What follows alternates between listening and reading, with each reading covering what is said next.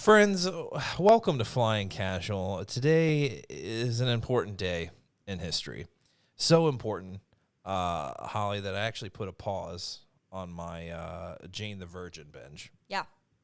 You know, I'm caught up in my team Raph and my team Michael. And those of you that, haven't watched Jane the Virgin, you probably think that I'm talking about Teenage Mutant Ninja Turtles. And I get it. Big Raph guy here. And I think I'm a big Raph guy in Jane the Virgin. I did get a text from Michael's sister. You got me hooked on Jane the Virgin. Yeah. I can't stop. You're welcome, and I'm sorry at the same time. Oh, it's so good. But guys, I mean, so an important day. It's important if I'm stopping that hardcore in season 2. But guys, Disney had their 2020 Investor Day today. And I mean, you got all these people out there. It's gonna be a huge reveal. I take it with a grain of salt nowadays, because everyone and their mother is a behind the scenes reporter of some sort. Everyone on Twitter, everyone thinks they've got the inside word. The scoop. The scoop. Yes, thank you, Holly. You're in the industry, so you understand what that means. So you take that with a grain of salt, right? Today I didn't take it too seriously. I worked till 5:30, almost 6. I knew this thing was happening at 4:30. I'm like, it's probably going to be nothing. They're probably just going to say, hey, we're releasing the Cassian show, and Obi-Wan will be like, yeah, we know. But a huge day for Star Wars fans. I mean, a huge day for Star Wars fans across the spectrum. Across a big win for Star Wars fans across the spectrum. Holly? I'll tell you what happened. Yeah. It's like 6 o'clock. Yeah. Maybe a little after 6. I'm about to go up to the loft to Yep. start working on a commission. Yep. Michael's thinking about Taco Bell. Well, Then it's not Friday yet, so we won't jump the gun. Then we get a text from our own Luke Elder. Yeah. It says soon, streaming soon. Yeah. I was like, I'd forgotten about the investor demonstration or release at that point. But yeah, Luke sent us a link, and I'm like, what the hell is it? And then while I'm driving, Well, I opened it, and Michael Holly's said, trying turn to it off. she's Turn it trying to off. show me YouTube videos, and I have no idea what's happening. I'm like, this isn't safe, for one, because I'm not a distracted driver. 2, I have no context of what she's showing me. She's like, I don't know, here's some video of the Patty Jenkins. I'm like, what about? She's like, I don't know, Michael. It's just a video that Patty Jenkins is on. So I'm like, okay, it's not Star Wars related. Turns out it was. Huge spoiler in the car. I didn't get to actually watch it, but I could hear what was going on. But guys, it was just, I mean, I think we're all in a little bit of shock as to how much was revealed. I mean, some of it expected, some of it somewhat expected, some of it out of left field. No idea some of these things were coming out. And it's just, Disney's decided to just say, they got this check and they were ready to deposit it December 10th of 2020, because we're all going to be hooked for the foreseeable future. And I'm talking to everyone. This is an announcement for all Star Wars fans, whether you like the sequel trilogy, whether you didn't, whether you're a huge prequel fan, whether you're not. It was for everyone. Luke, when we started this Skype call, it felt like you were a little shocked, and we're still soaking into the revelations that we just discovered a few hours ago now. I mean, no, Siri, I don't need your help. But how are you feeling right now? I mean, have you come to a little bit to kind of take this in and let it sit? Yes, I'm still feeling a bit shell shocked, and you described it well. I had rumblings that there might be big news this week, but I just had the YouTube alert pop up on my phone for the Cassian Andor sizzle reel. Ugh. It was sizzly, Ugh. and that was fun. I was like, oh, this is cool. This is a project we already knew about. And then some other friends of mine started messaging me about all the other stuff being posted on Twitter by Disney and Lucasfilm about all these projects, and I was having trouble keeping track of what they were saying, and my head was spinning, and it's a lot to take in all at once. But what you mentioned the Patty Jenkins video already, so I think I'll start with that one. Yeah. It blew me away just because it was cool, and because it's Rogue Squadron, which I'm a huge fan of that Legends book series. It was really the first Star Wars novels I got into, and when I first heard the title of Rogue One back when that was revealed, I Mm, thought my first thoughts were, "Is this about Wedge? Is this a Rogue Squadron movie?" mm. So then, learn later that's not what it was. I was a little disappointed at first because I would have loved that, and now to think that we're getting something akin to that is pretty incredible. And like a lot of fans, I probably have a little bit of fear about so much all at once, Yeah. and will it all be worthy of the way I feel about Star Wars? But that again, that Patty Jenkins video calms my fears a bit there. If they make the right decisions and put the right people in place, I think it can pay off. And I don't watch many movies that aren't Star Wars, as I was telling you, so I don't know a lot of her other work, but just the personal story she told about why a movie about Rogue Squadron was right for her, that she had a father who was a military pilot who I Yeah. guess died in action, it sounds like, Yeah. and that she'd been looking for a story to tell about military pilots, and the right one hadn't come along until now, she Yeah. says. So, I mean, it I think if they're putting people in place who, one, are quality filmmakers, and two, um, can really relate personally to it, I think that's a good sign, and I hope that that's the case for all these people that are going to be involved. Yeah. That one hit the most, I think, of everything we saw. And we'll continue on with that. Holly, you first watched it in the car, and I think you were watching it directly from Patty Jenkins's Twitter because it was probably trending or whatever. I don't think Disney themselves actually released it because they wanted it to be such a huge reveal. I think Bob Iger then retweeted her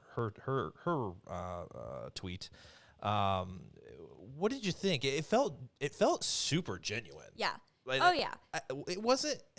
Yeah, it was scripted, I'm sure, but like just the amount of times that she was kind of correcting herself and what she wanted to say, it felt awfully genuine and just like I've been sincerely wanting to do something like this for a long time, and what a better opportunity Yeah. here.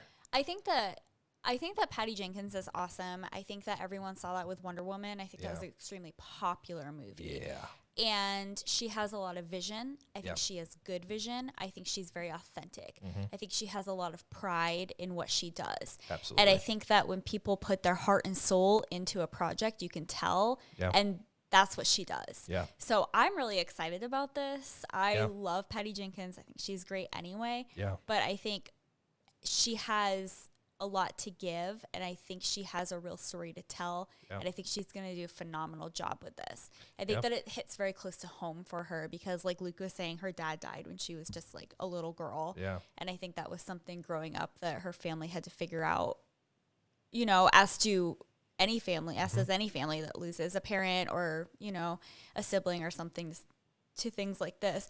And I think the fact that she wants to tell a story and they're Yeah. allowing her to like use this as the way to do it, I just think it's going to be really good. And this is a feature film, right? Uh-huh. I mean, we are getting the red carpet for this bad boy. And you know what? Patty Jenkins finally got to get some of that Disney money. Let's go. Because you know what? She did a hell of a job with her first installment there in Wonder Woman for DC. Fantastic movie, and you're hearing huge raving reviews about the second Wonder Woman movie. So super pumped for that. Got some DC money coming in, got some Marvel money coming in, or some Disney money now. Like, it's good for her, and she's someone with some success here with this Rogue Squadron film. She's someone you'll see around in Disney for a long time. Because there's plenty of stories to be told out there. And there's not a whole lot that, we know about Rogue Squadron, like Luke said, from some legend stories. And the website really doesn't give us a whole lot. Wait, Luke, can you just give a quick breakdown, just real quick, of Rogue Squadrons? Because I'm not actually familiar with that.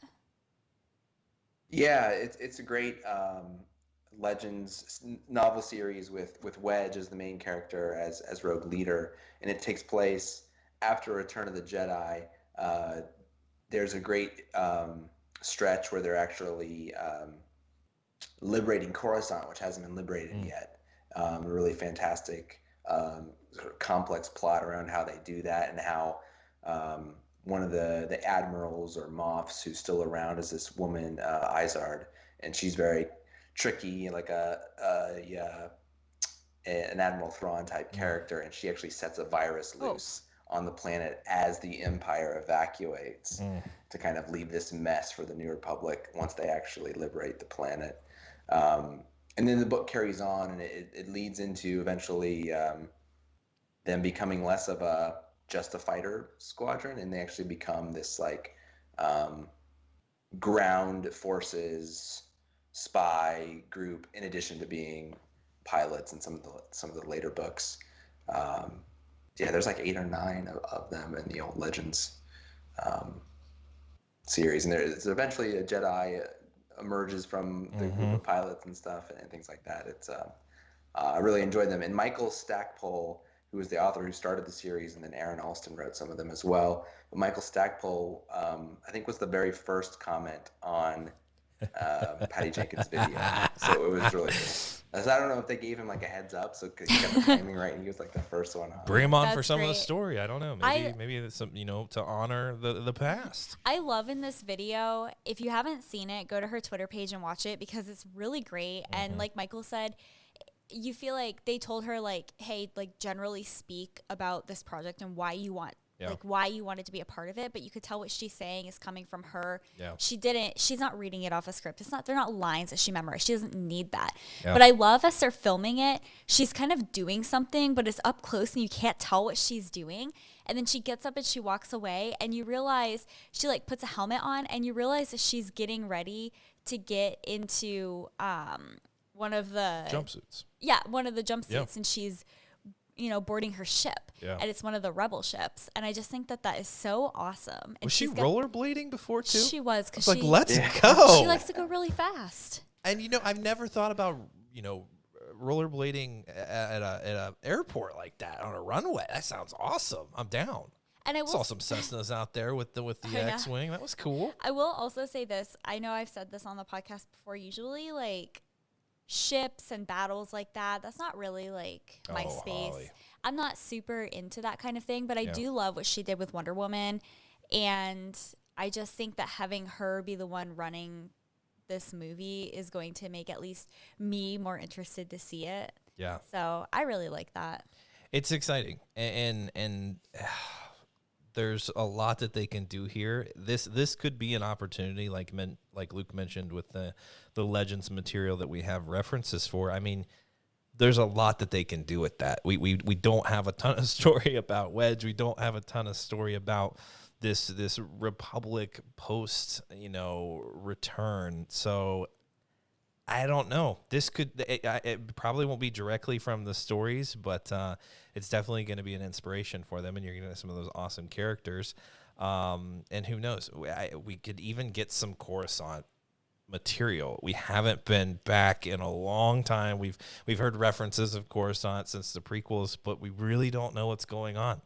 We really don't know what the Empire was doing there. We really don't know so much in Legends in canon what's changed. So I'm excited to see where they're going to take that. And as much as all of us were kind of wondering, like, wow, we kind of skipped over post 6 and went into the sequel trilogy where things felt very established, but now it's just like this, just like a huge like tsunami of like post episode 6 material that we're getting to really flesh out that time period, and whether that was planned or not. Luke, is this a pivot, from some of the reception of the sequel trilogy, and people were saying, you know what, there was a lot of good time there that we could have fleshed out, and why didn't we do that? Is this a specific choice, or is this a pivot to say, hey, you're right, like there's a lot of cool stuff there we can tap into? Is that what they're doing here? I've heard more than one person say that some of the coolest parts of the sequel trilogy are the backstory that you don't actually ever see, that you just learn of. Luke's new Jedi Order, and Ben Solo's fall, and all these things that you get glimpses of, or you get told in the sequel trilogy, and people are like, I would have rather seen that. Yeah. So hopefully we're not getting those stories directly, it sounds like, through these, but like maybe we can get some connections, and it's a time period that's really fascinating. We've already seen some in The Mandalorian, just about what the state of the galaxy is with the Empire in retreat, and the New Republic trying to grapple with things. So my friend was messaging me though. He's like, I don't want everything to be in the same timeline of Mandalorian. I want to see some different time periods, maybe before the prequels, or post Rise of Skywalker, and then it either hadn't been posted yet, or he just hadn't seen the is it Lena Headey series that is going to be set towards the end of the High Republic era. Yep. So that is actually set in a different time period. So he was like, "Oh, right, here we go. We got at least one sort of outside of the main sort of playground time areas that we see with so many of these series, whether it be Rebels or Cassian or Obi-Wan, that all take place in that in between prequel and original trilogy era, which is a really rich era. And then we're getting all this post Jedi, pre-Force Awakens stuff. But yeah, this is going to be jumping off really into a totally new timeline, and we don't know when Rogue Squadron is going to be set with Patty Jenkins. That could be set post Rise of Skywalker. Who knows? I mean, it makes you think it would maybe overlap with the original trilogy era. Yeah.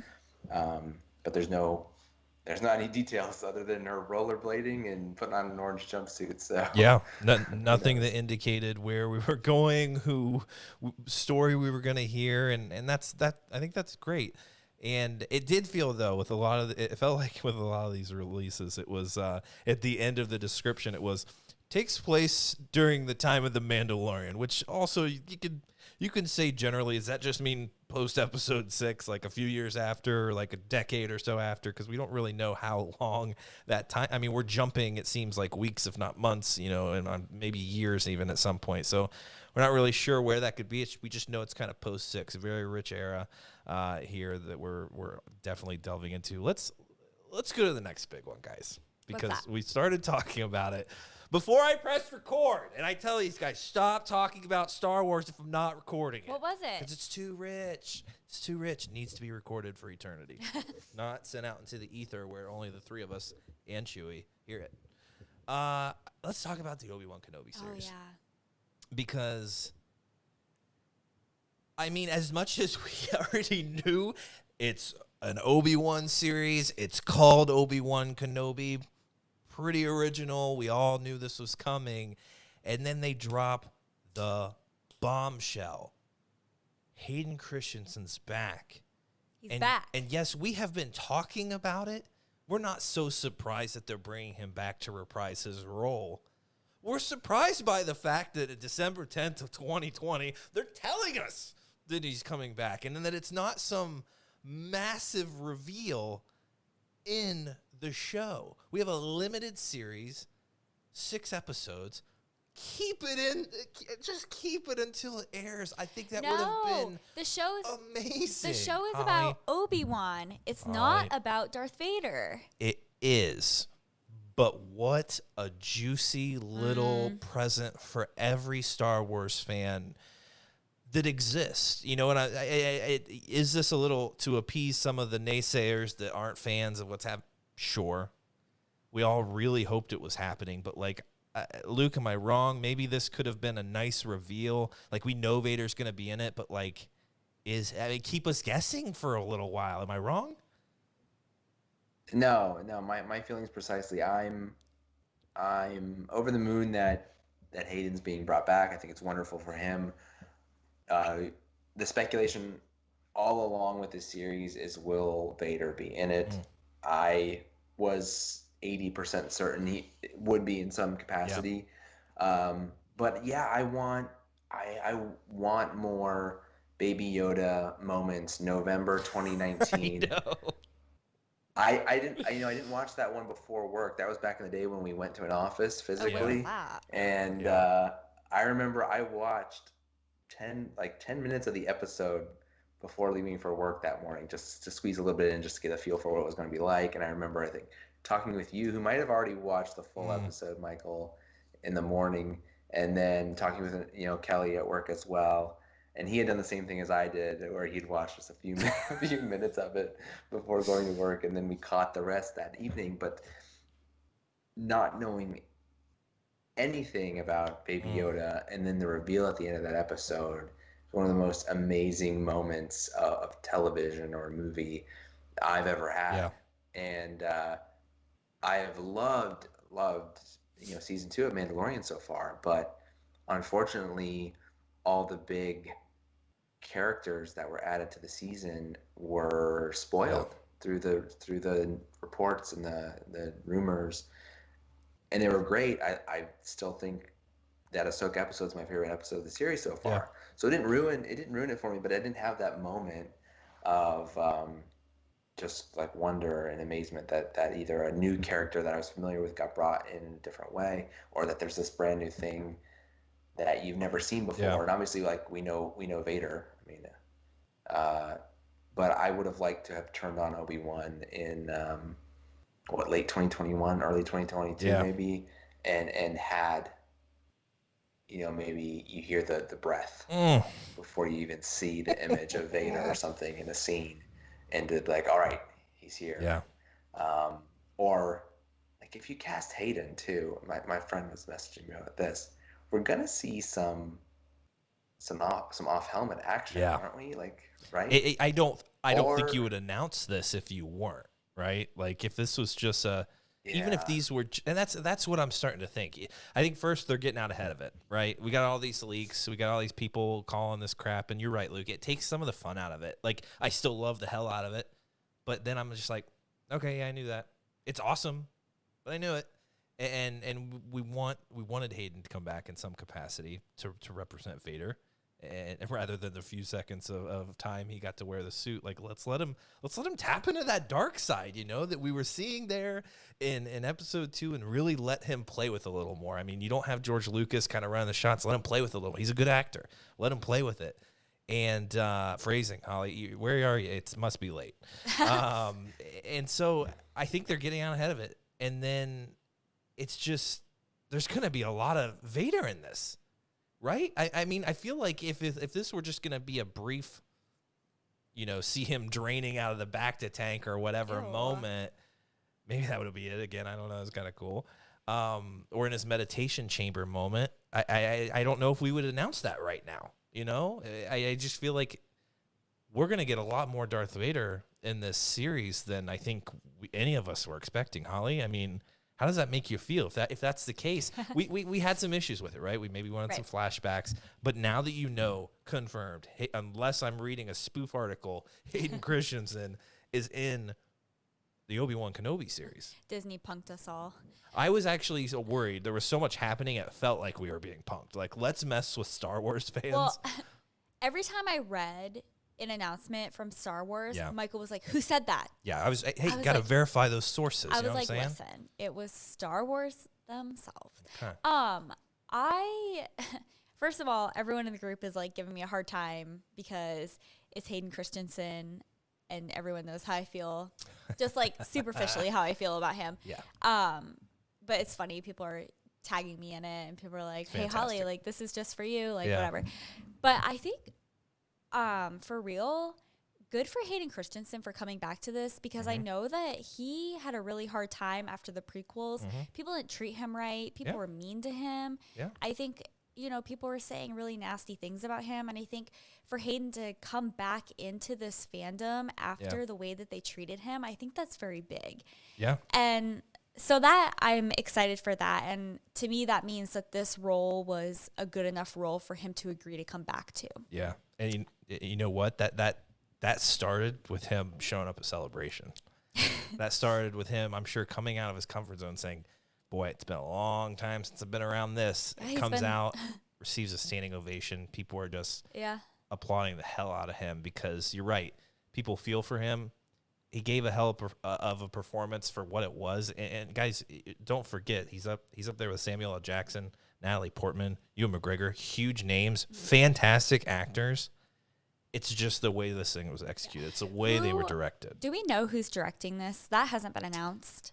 Deborah Chow. Oh. And that's what I'm saying. I think we get this is going to be way more real. Yeah. Than Revenge of the Sith. Yep. This soap opera, space opera dialogue. It's gone. Yeah. It's gonna be real. It's real. Dark. And I admit, Luke. Go ahead, Mike. No, I was just going to talk about like what I wanted to see. Maybe that's what you were going with. Now I'm thinking about that the meditation chamber. You know, we got glimpses of Vader in his meditation chamber. I could see him, you know, taking the helmet off there, and that's where our reveal is. And he's having flashbacks. He's having moments of meditation, of darkness, and of revenge. I think like in the comics. We were going to get to that. Yeah, You're absolutely right. So I don't know. Maybe that's Luke where you're going, but what do you got? Well, I had to go back and reread some of the tweets that the Star Wars account put out after you said, you know, oh, are we going to get flashbacks? What is it going to be like? Because, yeah, that could make sense, like when he's still Anakin flashbacks that Obi-Wan's looking back on. But then when you look at the tweet and it says Hayden Christensen, where is Vader returns as Darth Vader. You know, leaving no ambiguity about it. So that to me, just again, like, you know, they're laying all the cards out. It reminds me of the Palpatine laugh at the end of the Rise of Skywalker trailer, and McDermott being there at Celebration. Yeah. It's like it points to what you said, that we're going to get a good amount of Vader, and I think early. Yeah, this is only a 6. Did they confirm 6 or 8 episodes? You know, and done. Yep. So it's not going to be buried, and he's going to appear in the last minute of episode 6. Given, you know, if it holds to like Emperor in Rise of Skywalker, because they're like, he's in the first, you know, minute or two of the movie, so let's just put it out there. Yeah. You know, give the hint in the trailer and with McDermott and everything. So yeah, it would suggest that he's going to be a significant part of the show. That's a great point, because before we started having this conversation, I didn't really dig into the tweet, and I was thinking like, I don't know, like, okay, he'll make an appearance and then that's it. Because if we're thinking this is 10 years after, well, we're not thinking, we know this is 10 years after Revenge of the Sith, like, he's not in good shape. Yeah. Like, he's just not. So, I mean, they can have the like with the helmet off, but Michael and I were talking about it earlier, because I was like, you know, I think it's a good thing that Hayden Christensen really doesn't look like he's aged very much, and Michael was like, I don't really think it's going to matter. Yeah, they can do whatever they want. Because this is 10 years after. Yeah, and I will add, of the tweet angle, it is by far the tweet with the most likes, over 200,000 of all these Star Wars tweets. Absolutely. Like, the next closest thing is the Ahsoka series likes, at 75. So it's like, it's the big one. Well, what an opportunity for Hayden Christensen to define Darth Vader. We only really know Darth Vader behind the mask. Even Darth Vader in the comics, you never really see him in his meditation chamber with his helmet off, or at any point like that. We saw him in Rogue One, look pretty nasty, but you didn't really get any idea for the personality that's under that mask. What an opportunity, I think, to let Hayden define this new age Darth Vader. I'm so pumped for him. I'm so pumped that we're getting something. And as much as I wanted their interactions to be short, give me all the Hayden Christensen. However, that's a big however. I do not know still if I want them to interact at all. Are we still all kind of in an agreement that it seems far-fetched that they won't interact now that you have these two mega Star Wars stars? Holly, how likely is it that they're actually going to interact, which could now change our ideas of some of the past interactions that we've seen them, you know? That's kind of what I was thinking. It's 50-50. I don't know. I know. I think on this one, I'm just going to have to take a wait-and-see approach, because I don't want to speculate too much, because either I'm going to be really disappointed. Yeah. Hopefully I won't. I won't be. You won't be now. But I also don't want to be like, man, this is what I have to see, and then it not happen, and maybe like, I know I can do that to myself sometimes. So that's fair. Not to do that. But I don't know. I think that it's going to kind of change how we view some of the things that have happened in like the prequels and at the end of the prequels and I don't and know, and A New Hope. Yeah. You know, I mean, when we last, saw each other, Obi-Wan, I was but the learner. Now I'm the master. Is he talking about that fight on Mustafar, or are we kind of, I don't know if you call it retconning, but like from a certain point of view, I was still, after 10 years of being Vader, I was still the learner. I don't know. It kind of like speaks to the writers and how they're able to go back and fill in these gaps so well and work with what they already have, because I feel like it's not always going to be seamless because these movies were written 40 years ago. Yeah. But they can manage to do it and we love it anyway. Yeah. Luke, we're set 10 years after the events of Revenge of the Sith. That's much longer than I expected, if I'm being frank. Are we going to see an interaction between the two? Maybe a stare down, a lightsaber battle? I feel like to have Obi-Wan Kenobi and Darth Vader in a movie and not see a lightsaber, far-fetched. But I mean, you gotta. We also need to think about all that we've read and witnessed during this time period. I need to put a timeline together. But Luke, 10 years after, how much interaction are we going to get between the two? There's got to be at least one, really significant moment, confrontation, showdown, and I think it's going to come down to the line, "There's good in him." Padme's dying words to Kenobi. Or Kenobi. I mean, that's cool too. Kenobi, Padme Kenobi. No, and that was, a big part of this, the early part of the new Vader line in the comics was him seeing that footage from Polis Massa of her last moments in her there with Obi-Wan. And I think, I think Obi-Wan wants to believe her. So I think it's going to be about him wrestling with, is she right? And testing that. And testing it by having to come face to face with him and see. And then ultimately we know the answer, but I think it will still be interesting because it's still intriguing in the how. He's not going to find much good in Vader, because ultimately he tells Luke, you just have to kill him, and he has to be destroyed. There's no other option. So by the time of the original trilogy, he doesn't believe Padme's words. He doesn't. But I think you can play with, he still wants to believe them at this time. And so what does that lead him to do? Boy. I do want to say this is also a conversation that's happening in the Flying Casual Facebook group right now. And the general consensus is that the group doesn't really seem to want them to have a face-to-face interaction. Okay.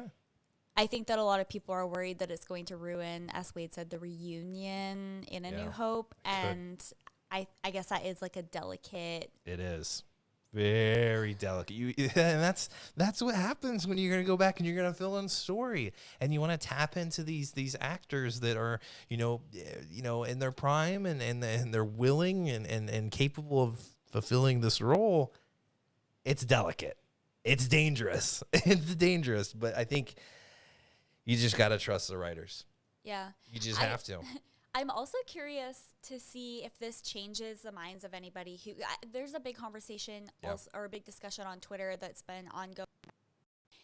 Are Anakin and Darth Vader two different people? Oh. And that's a conversation that I keep seeing it come up over and over and over again. And it's like 50-50. People are like, blurred no, they're the same person. People are like, no, they're different people. Yeah. And I'm just curious if having Hayden Christensen play Darth Vader, because Darth Vader was not a role that he himself had played before. He had played Anakin, and then Anakin in the transition to Darth Vader, but ultimately, like, he's not been in that Darth Vader state of mind, in my opinion. Yeah. Other people could feel differently. And so I think that is going to kind of push Hayden as an actor, too. Oh, yeah. Because that is a different role to play than Anakin. Oh, absolutely.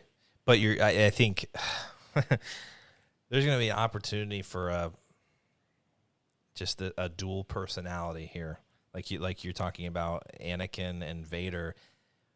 In the 2017 Vader line, the comic line, we obviously are seeing Darth Vader, Anakin, struggling with his choices.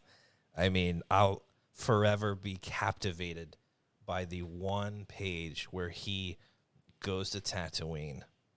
And this is a vision he's having. He doesn't actually go, a vision of himself going to Tatooine and apologizing to his master, Obi-Wan. It was a profound moment where I just wept on my comic. It was just like, what if he made that choice and then he went and killed the Emperor like he did in his vision, grappling with the choice that he made. But then flash forward to the comics that we're reading right now that are decades later, still having those issues, not to that extent, but having flashbacks to Padme, regrets. Did I make the right choice? I still don't even believe that I killed her because that's not who I am. He still has not accepted that, in my opinion, in the comic we're reading right now. I have a question. Yeah, Holly. Do you think that there's any way that Natalie Portman would come back in flashbacks in the Obi-Wan show? Holy shit. That never even crossed my mind. Some more private moments that they maybe had. I would be down. Natalie Portman, holy cow, fantastic actress. Let her do her thing as Padme. Luke, obviously we're down, right? Yeah, I have to admit, I thought about it a few minutes earlier than Holly that you brought it up. That it crossed my mind for sure. Yeah. Like, if they've got Hayden back, I think it would be great. I think it'd be cool. One, I don't think she would do it. I'm just not sure that she would want to be involved. Yeah. But yeah, never say never. Who knows? Second, it still is a Kenobi series, so I think he's going to be our main point of view, right? You would assume. So given that it will be mostly from his perspective, I don't know if new footage of Padme would make the most sense. Yeah. I think we could see some of the prequel footage used maybe in a way, a flashback.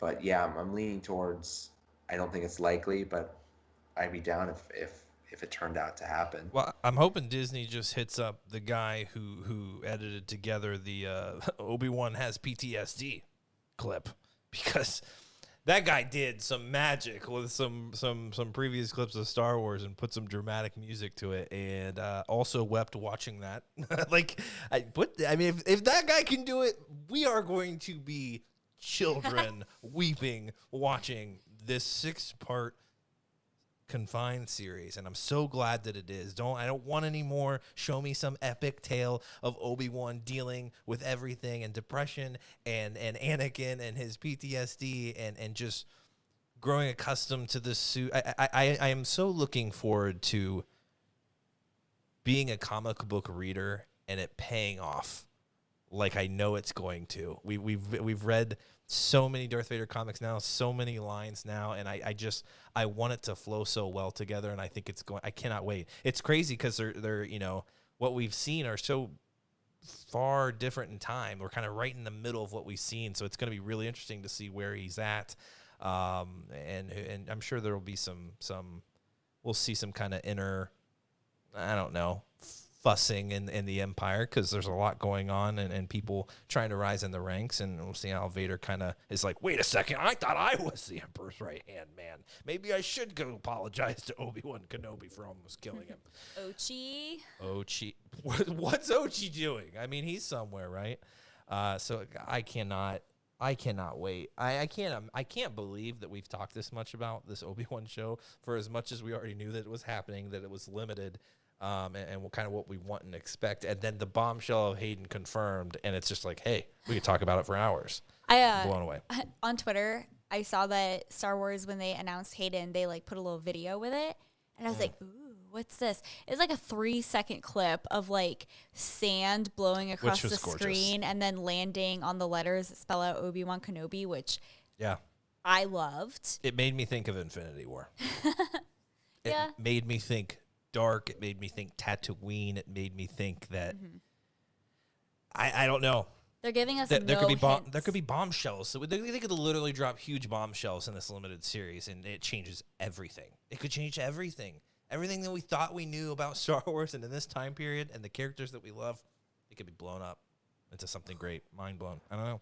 Yeah, I'd like to talk a little bit about just like the slate of everything coming and the timing and the spacing. I didn't see many dates. I'm trying to find like dates attached to many of these things. I can't find anything. I saw the Rogue Squadron, Patty Jenkins movie was listed as Christmas 2023. So we're a full 3 years out from that. So I'm surprised that they're already releasing like a title. I don't know if that's just kind of a working title or if it'll change. But it was kind of shocking to see the next feature to be announced. I would have assumed would have been Taika's with a more concrete like date, potential title, potential just like general area of plot.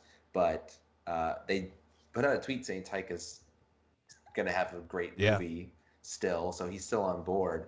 But that was a little surprising to me. And then on what you were saying, Michael, about this is a limited series, a one-off.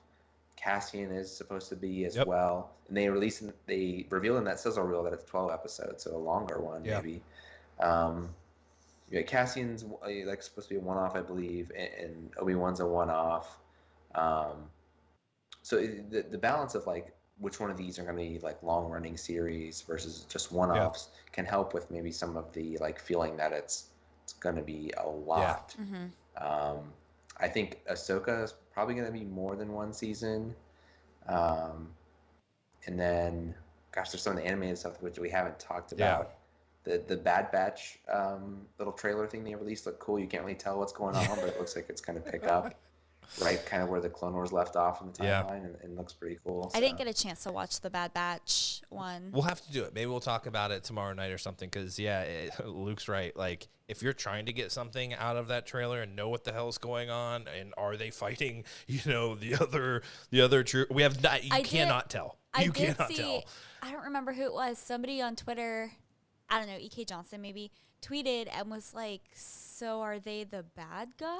You cannot tell. So that makes sense. Half of it is literally ships flying into orbit of planets. That's it. Like, there's so much of it. And then I'm like, am I watching clips of the Clone Wars? You cannot tell the difference.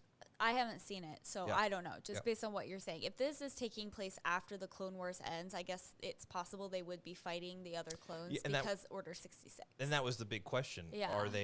Did this affect them at all? Are they like, oh my God, like what's happening? And they, turn on the Jedi too? Or is it, no, they're running for their lives? You couldn't tell from the trailer. So I think let's take a look at it, and maybe we can slow it down or something. And other than the Bad Batch Commando guys, the only other character I recall seeing was Tarkin. Tarkin was at the end there. That was interesting. Like, of all the people that you're going to show the main characters and then Tarkin, and that was it. So I guess he might have a major role. And it seemed like a fun, happy moment too. I don't know. He's making a joke or something. I was like, what the hell is happening? So that one, I'm looking forward to it, but I was hoping maybe to understand a little more where these guys stood post Order 66. No clue. You got to slow the thing down to see who they're shooting at, because you can't tell. Another one, the Andor series. So this one, they do give a date, and I was a little disappointed that it's 2022. And I get it. It's a pandemic. I feel very selfish in being disappointed about it, but I really thought that, it was going to be happening fairly soon. We heard Cassian himself, Diego Luna, tell Jimmy Kimmel that they were shooting now, and I see the sizzle reel, and I was like, oh my God, doing a reaction. And then, nope, it really wasn't so much a trailer, just kind of behind the scenes, though I was very pleased to see these sets, these creatures, that it's going to feel really organic, just like Rogue One did. And that's not to say that Mandalorian doesn't feel organic, but I feel like they're doing this one a little differently to tie it in very well with Rogue One.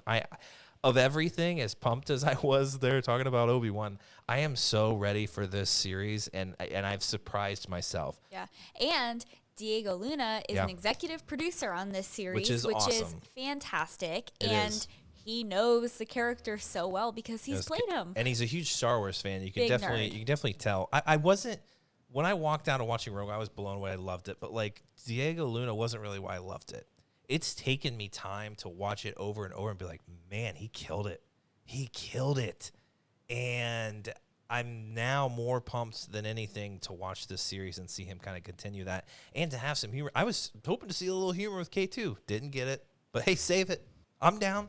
But I'm so looking forward to this. We really didn't get much out of it, but Luke, are you pleased to see? I mean, I think 90% of that sizzle reel was showing our artists making these creations, and it looked really heavy on creatures and practical kind of effects that we seem to enjoy and that we got a lot of in Rogue One. Are you feeling it? Yeah, it brings me back to what I said about Patty Jenkins, the personal way that her video hits you, and how personal the project seems to her. Same for Diego Luna.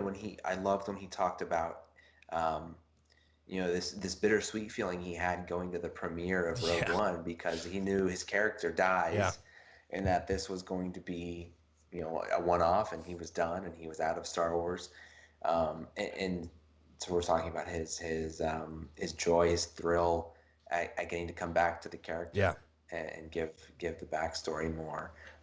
So that really pleased me to see it seemed genuine. I mean, I know that, people can put this stuff on, but that sentiment felt genuine to me. And again, it was comforting to me that people have these very strong personal connections to these things, because I think that bodes well. So that was my favorite part, other than, like you said, seeing the sets. Yeah. It got me excited. Yeah, they must be decently far along, given some of the sets they showed you, and all the creature prosthetic work and all that. Not to mention, like, in that sizzle reel, in a lot of the scenes when they were like testing it out and stuff, everyone was wearing masks, so it was those are recent clips. And it also makes me feel like, I forget, guys, what's the behind the scenes documentary that they did for The Mandalorian, the series? Oh yeah, the gallery, Disney gallery. Yeah, I feel like this is, to me, the way that they filmed the sizzle reel kind of makes me feel like they're gonna do one of those for the Andor series as well. And this is probably footage from the gallery for Andor. God, I don't know. Like, it's cool. Like, it's cool to see behind the scenes stuff for like animated stuff and meet the voice actors and the designers and stuff. But man, when you're with the sculptors and you're seeing all this concept art and stuff, like, man, it blows me away. It's a huge reason why I love the director and the Jedi special from The Last Jedi. I thought that was super cool, and we're getting more of that now with all this live action stuff happening. They're just like, we are paying 10 people to just do B-roll and behind the scenes stuff. I'm down. I'm so down. And you can do that a little more easily on a television set than you really can like a huge kind of movie set. Also, I remember a celebration in Chicago. There was a movie that they showed, like a really quick clip. Well, it was probably like 20 minutes or so, of how the set directors and the artists created the set in the original trilogy, and how they created the creatures and how they did the noises and how they like put it all together with the sounds and stuff, because that technology that we have today didn't really exist back then. Yeah. And I just think it's so fascinating to see like the differences between what happened back then and what's happening now, and how some of the same people are still working. Yeah. Like, I love that. Like, these people are so invested and believe in what they do so much that they're still there. Yeah. It was awesome. It definitely got me hyped. And guys, there's so much more. So there's just a couple of the kind of smaller things. There's a Star Wars Vision series, which is really cool. They're going to do more of an anthology collection of shorts, and they're going to have an anime flair, an anime style to them, which anime fans have been begging for a Star Wars something for a long time, and it hasn't really happened so much yet. I think was it God, I forget the name. Resistance, was that what it was? The animated series, yes. Luke, I'm forgetting the name. Resistance. Yeah. And that was probably the closest that anime fans have really gotten to anything in Star Wars. So I think that's cool for them. And then there's going to be another selection of shorts for droids called A Droid Story, which is gonna be amazing, and it's gonna be kind of run by R2 and C-3PO, and apparently there's gonna be a new droid hero. I'm super down for that. I just love the little shorts. What Luke mentioned this briefly earlier, but Leslie Headland's is this a series that's coming? It's that like thriller one, The Acolyte. Oh, Holly, you're ahead of me. Well, I'm ready to talk about it now. Well, I'm ready to talk about it too because it's that, and we're so excited about Ahsoka, but I mean the Mandalorian's doing exactly what we said it was going to do. It was to spin off an Ahsoka show, and now that we know she may not make another appearance, that may be it. Who knows? Because all they say is her show is going to be taking place in the same time as the Mandalorian. So that's pretty much what we know. We kind of we'll speculate on kind of what we think is going to happen there. So, but let's talk about the Acolyte, Holly, because I could be the most excited for this of the new things that we're learning about. What intrigues you? Okay, so they said The Acolyte's a mystery thriller that will take viewers into a galaxy of shadowy secrets and emerging... You love shadows and secrets. I love shadows and secrets. Right up your alley. That's right. And emerging dark side powers in the final days of the High Republic era. So I feel like we're starting to bridge that gap between the High Republic and then into what we already know. Yeah. And I think that's something that we questioned on earlier podcasts, like what happens. I think we're going to find out, or at least we're going to start to get an idea of what happens. And I just love the shows that are a little bit darker. There are dark things that happen in all of Star Wars. I mean, that's part of it. Even in The Mandalorian, there's a lot of topics that are super dark, especially in like Rebels. Yeah. But I just think having a show like dedicated to kind of showing how this stuff is coming into play and maybe where it's coming from or why it's coming from. I don't know. I'm very excited about that. It's such an unknown time period for the dark side. When we were getting hyped for the High Republic, we're like, yeah, the Jedi are at the top of their game, and it's the golden age of the Jedi and the Republic. We know that. We know that they're going to have some reckoning to where they, start to kind of maybe punish themselves and not allow themselves to maybe have these feelings or whatever they were having before. But then we're all asking, okay, well, what about the dark side?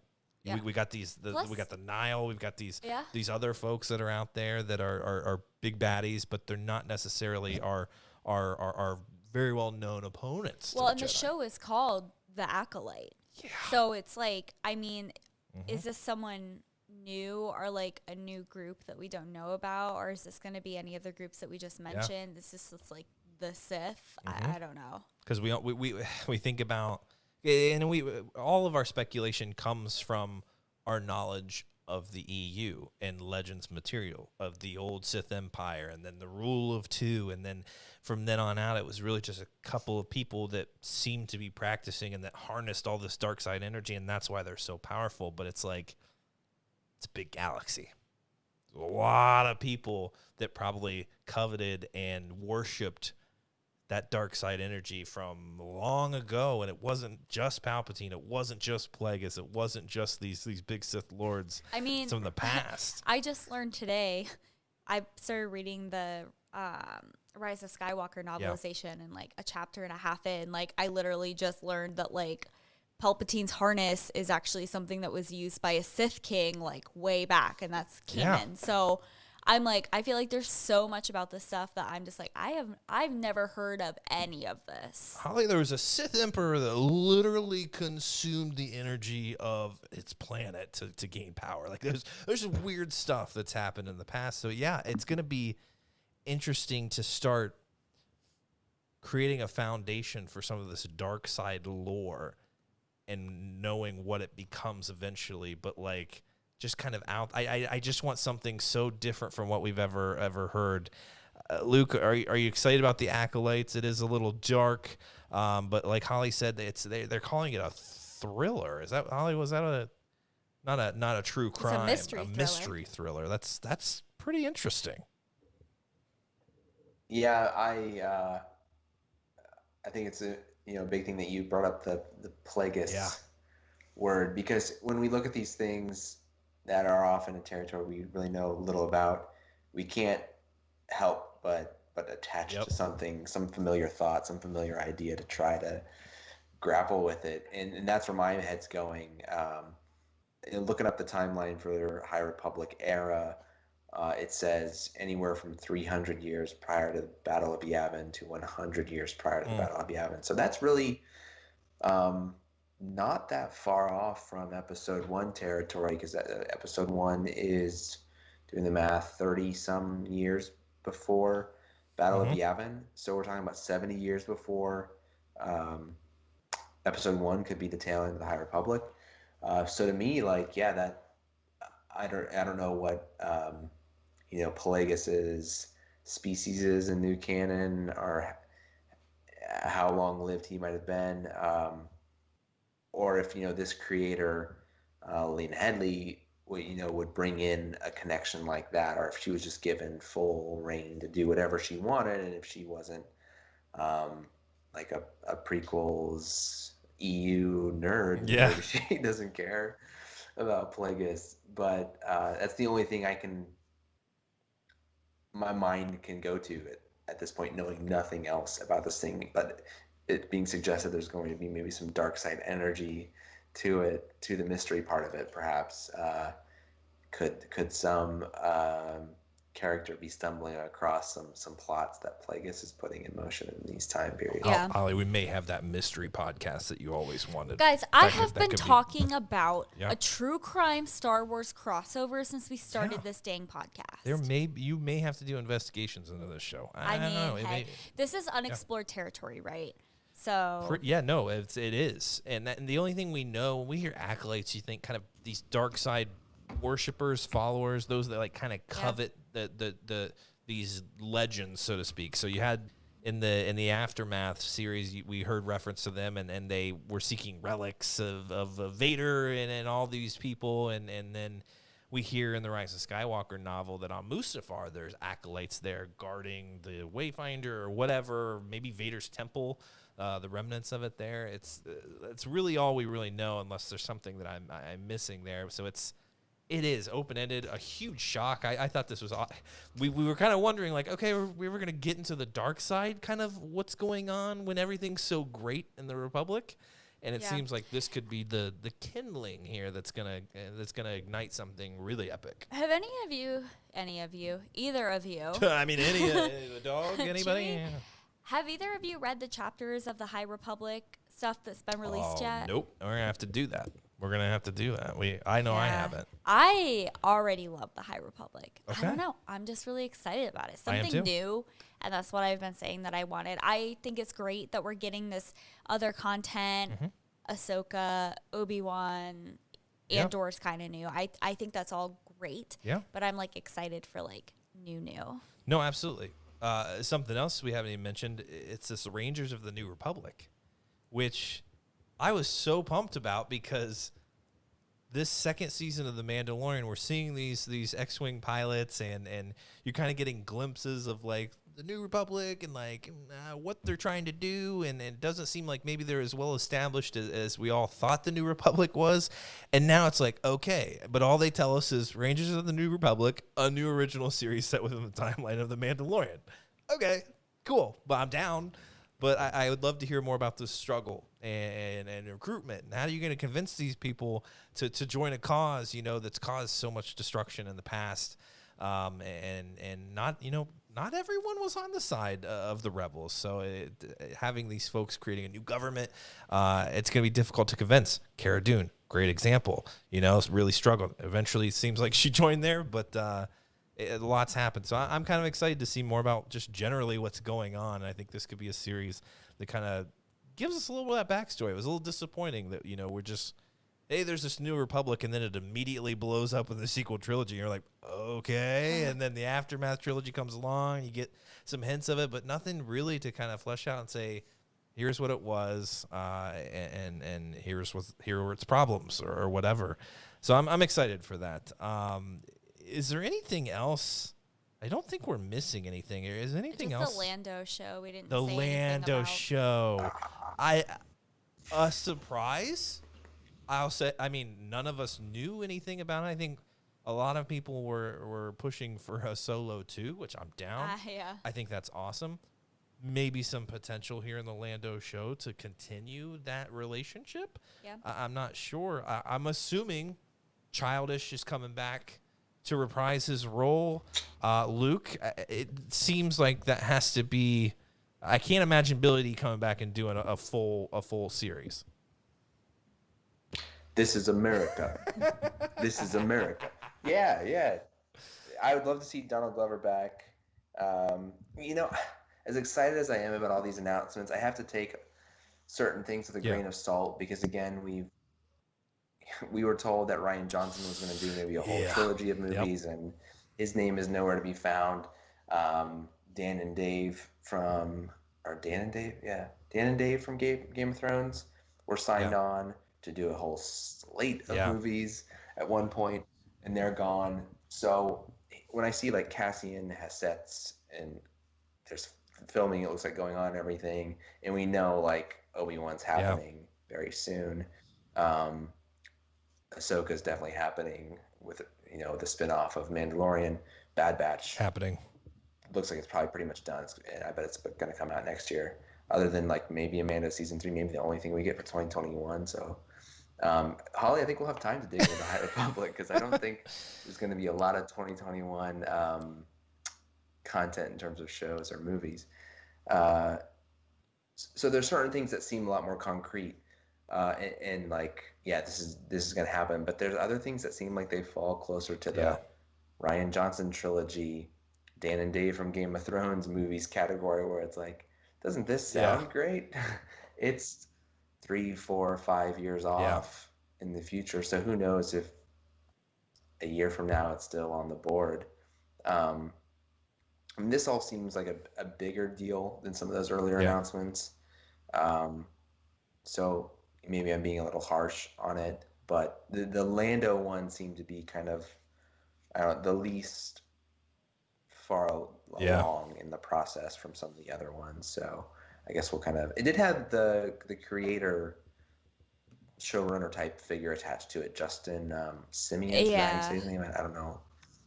So that's at least a positive sign that there's a name attached. But again, we've had names attached to things before. So I don't want to speculate as much about that one at this point because it does seem the least concrete of maybe some of them. But one question that just comes to mind of the overall slate and the direction of the franchise is, are there enough Jedi? Is there enough of the Force? I think we talked about this, I think, when we talked about like the new Thrawn series coming out, which I have yet to feel a strong enough pull to pick that book up yet. It just hasn't like pulled me yet. Because I feel like it's maybe starting to drift further away from what really feels like the core of Star Wars. And so I wonder with all these shows, if that's an issue. I mean, we got Obi-Wan, Jedi Force focused, no doubt. Ahsoka, Force Jedi focused. Grogu brings that through the Mandalorian. So, but Bad Batch, Cassian, the Rogue Squadron, the Rangers, they might, who knows, they might just be more like military movies, adventure movies set in the Star Wars universe. And I just wonder,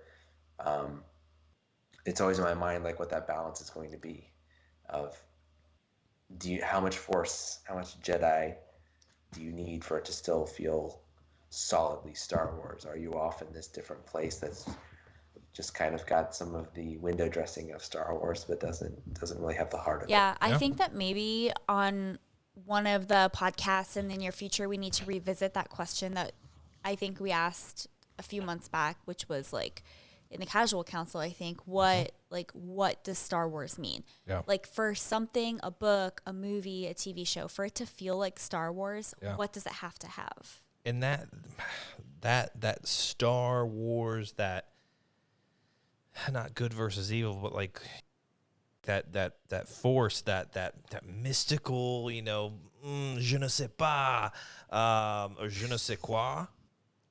My French escapes me. Maybe that's something they are saving for these big milestone movies. And that may not even be the Taika movie. That may not even be, the Rogue Squadron. But that may be something that they're saving. Maybe not the saga, that Skywalker saga seems to be done, but maybe they're saving that. Maybe it's time to kind of, spend some time on what else is going on in the galaxy. And like Luke said, we all kind of thought with the Mandalorian, like, okay, probably not gonna be a lot of the Force. And then episode 1, we got this little guy who's just like super magically powerful, and it's like that was right out of left field. So I think it's a fantastic question. I'd love to be in some of those discussions as to even what's beyond this. But I think there's a lot that warrants Luke's concerns, because that shot of Kathleen Kennedy with all those titles behind her at the investor reveal was oddly similar to the last time we saw that. And there was a Yoda movie, there was the Rogue One movie, there was all these other things we were supposed to get, and it never happened. And we're kind of getting a reset. But I think, like at that point when Disney had acquired this material, people were like, okay, what are you going to do with it? It's like, well, here's all this ideas we have. And then now when you have post-sequel trilogy, you have quite a few people that said that was garbage. You shouldn't be running Star Wars. But then you have some people that enjoyed it, and they said, okay, now what? So it's almost like you got to say, okay, here's where your money's going. You also have to remember that now we have Disney Plus. So they have a platform where they can release these, and it's all within their control. They don't need a movie theater. They don't need to team up with a streaming service. They don't need to ask a network to take them on. These are things that they can create themselves, set the budget, make it happen, and then decide when they're going to release it, and then just do it on their own platform. So I feel like that kind of gave them a little bit of a leg up on saying, like, hey, we're confident that these things are going to happen. Yeah. We just need a timeline. Yeah, look at the success of our one show for the Star Wars, that's live action. It's setting records now for the streaming platforms. So but you're right. And you got to remember, it's all about that money. What's the biggest return on our investment? And with these television series, a little smaller investment, not as big actors you're paying. Well, but there's big names though coming into some of these movies too. So look, I will say this. I did see that Harrison Ford's coming back for the Indiana Jones. Is he really? That's coming. I'm pretty sure. Did they say that? Yeah, they did. Interesting. I saw James Mangold. Was he directing? That's freaking amazing. Down with that. Not Star Wars. Not Star Wars, but Han Solo with a cowboy hat. Today was a huge day for Disney fans. There's a freaking Buzz Lightyear movie happening. I was in the bathroom when I saw that, so my excitement levels had to be tamed. But I was so blown away. I'm like, wait, it's not just Star Wars today? Like, I forgot so much what was could be announced. It's just, it blew me away. I couldn't believe it. The Willow series. I have a circle of friends very excited Right? about Willow. And speaking of Star Wars, Warwick Davis. Yes, Willow. Willow. I used to watch Willow all the time when I was little. Like, my grandma had that on VHS. Yeah. And my brother and I would watch it. Some scenes were a little bit scary. Hey, like when they take the baby, but so good. There's a lot happening. Disney Plus is about to blow up, and I'm here for it. I'll also say this. There was a sizzle reel for the season 2 of Mandalorian today, and I watched it, and I don't know why I was expecting to see something new, but initially I was. But there was literally no new footage, but I was getting chills, and I was so pumped. The way they cut that thing up and put it together with all the big reveals and stuff, it was sick. It was so good. So give it a watch. That's so funny because we have, 2 seasons left of The Mandalorian. Michael's like, I was really hoping I would see something new. Give me that sizzle reel for the final 2 episodes of the season. Today was an incredible day. I'm exhausted by it. It was Christmas early for Star Wars fans and Disney fans. I can't forget that there's a lot of good stuff out there for everyone. I cannot wait to hear more about this Buzz Lightyear movie. I'm so pumped. Toy Story was the first movie I ever saw in theaters, and it'll always be dear to my heart. And I think Chris Evans is voicing, which is amazing. So I'm down. Wait, so are they? Is this animated? Yeah, it's from it's not live action Buzz Buzz Lightyear. Pixar and I can't. I'll have to find it. I can't remember. They said Pixar and Disney, so I'm assuming it is. I wonder why they recast, because Tim Allen did that voice in every one of those movies. Yeah, but they're calling it the original Buzz Lightyear. So maybe it's like literally the first prototype or the first one made. I don't know. But yeah, I'm pumped. I'm down for it. I'm always down for a good Pixar release. And it's a little dear to my heart, just like Star Wars. Boy, guys, I was not expecting to have, 3 episodes of Flying Casual release this week, but it's happening. It's unexpected, but I'm here for it. I'm super down. I know these guys are pumped for it. I think we're all a little exhausted by all the information that came in today. Let it process. I think the Facebook group was on a little bit of shock. Yeah. And once they sleep on it, squat on it for a night, I think everyone's going to come back to the group tomorrow and really be able to flesh out their ideas and how they feel. Because it was a lot to process. There's a lot to process. So I know I'm going to go watch the Bad Batch trailer and slow it down to about, I don't know. 0.25. 0.25 That's the slowest speed, you can do about it. a quarter of a speed. Okay, great. So we could see who they're shooting at. Like Luke said, couldn't really tell shit from it. It looked cool, though, and I'm down. There was a great speech by Palpatine. That was terrifying. In the Bad Batch? In the Bad Batch trailer? Yes. There was a Palpatine speech? Yeah, it was him, initiating Order 66, essentially. Oh, and declaring the first Galactic Empire. Very menacing. It was awesome. Anyway, guys, I hope you enjoyed this. I want to know your thoughts. There's a lot to process here, and I don't think we forgot any of the new series coming out or movies, but I'm sure we glossed over a little bit. But let us know what you think. We're going to take some time to process on this. We have The Mandalorian tomorrow, so we'll be live streaming. It's going to be a lot. It's going to be a lot, and I'm sure we're going to blend some things together, and I'm sure we're going to continue to talk about these for weeks and weeks and weeks to come, and I cannot wait for it. So, guys, if you enjoyed what you're hearing, be sure to like it on YouTube, subscribe if you're listening on any podcast feed, and give us a review. We don't say that enough. We don't brag enough, Holly. We should ask, hey, you mind lending a hand to the podcast? Give it a review. Give it a 5-star. Let us know what you think of the podcast. We would really appreciate if you guys did that. It really helps get the word out that Flying Casual is doing it right. And I think we are. I think we're having deep and sweaty conversations about what we love, and that is Star Wars. So if you guys are enjoying it, do what you can to spread the word. We appreciate that. And, guys, we'll see you next time. And so take care of each other out there. Be safe, and may the Force be with you all.